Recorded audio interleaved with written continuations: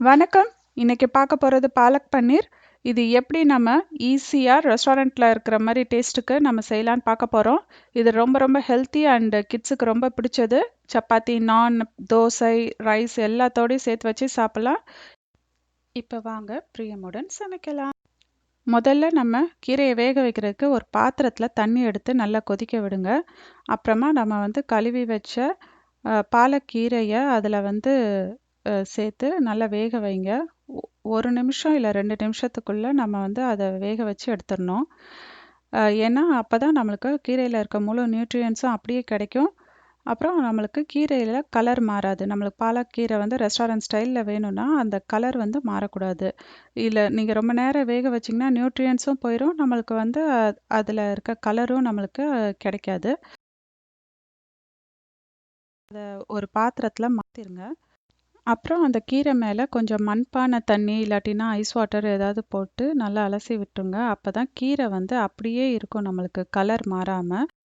அடுத்து ஒரு பெரிய பாத்திரத்தில் 2 டேபிள் ஸ்பூன் வெண்ணெய் இல்லாட்டினா நெய் எடுத்துக்கோங்க.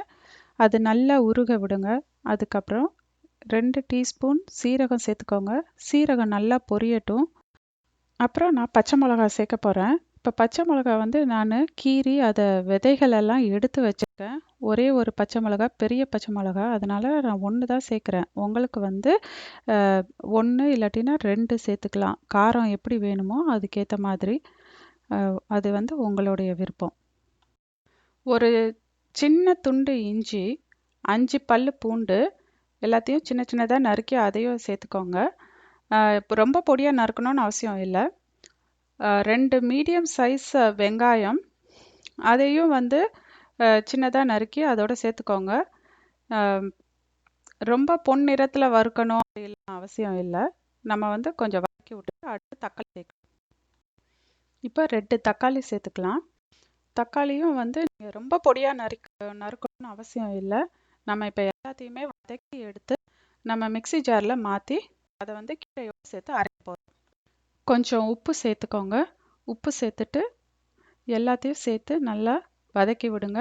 இது ரொம்ப வதங்கணும்னு அவசியம் இல்லை. கொஞ்சம் பச்சை வாசனை போய் நல்லா வெந்திருந்தா போதும். இப்போ அடுப்பை ஆஃப் பண்ணிவிட்டு இதை நல்லா ஆற விடுங்க. அப்புறம் நம்ம ஆறின பாலக்கீரையை எடுத்து ஒரு மிக்ஸி ஜாரில் போட்டு நம்ம இப்போ எல்லாத்தையும் அரைக்க போகிறோம். கீரையை சேர்த்துட்டு அப்புறம் நம்ம வதக்கி வச்சுருந்த வெங்காயம், தக்காளி அந்த கலவையும் சேர்த்துக்கலாம்.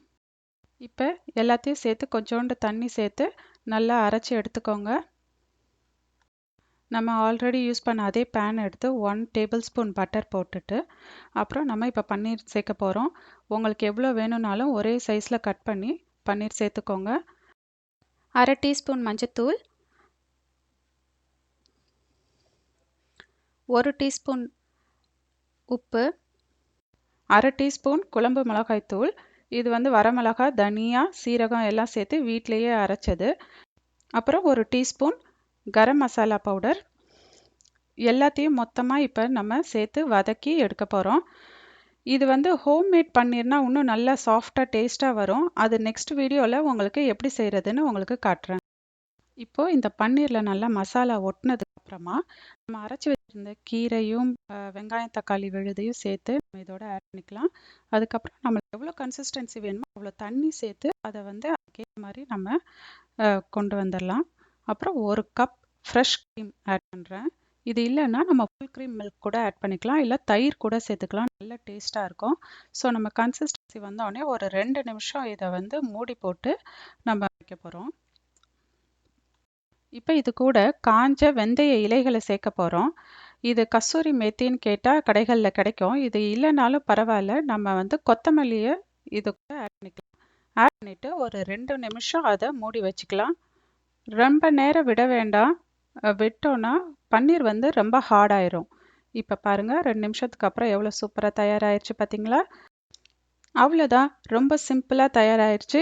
இப்போ நம்ம இதை நான், சப்பாத்தி, தோசை, சாதம் எது கூட வேணாலும் சேர்த்து சாப்பிட்லாம். ஸோ இது டேஸ்டி மட்டும் இல்லைங்க, ரொம்ப ரொம்ப ஹெல்த்தியானது. இந்த வீடியோ உங்களுக்கு பிடிச்சிருந்ததுன்னா என்னோட சேனலுக்கு நீங்கள் சப்ஸ்கிரைப் பண்ணுங்கள். அப்போ தான் நீங்கள் உடனுக்குடன் எல்லா வீடியோவையும் பார்த்து ரசிக்கலாம். சமைத்து ரசிக்கலாம்.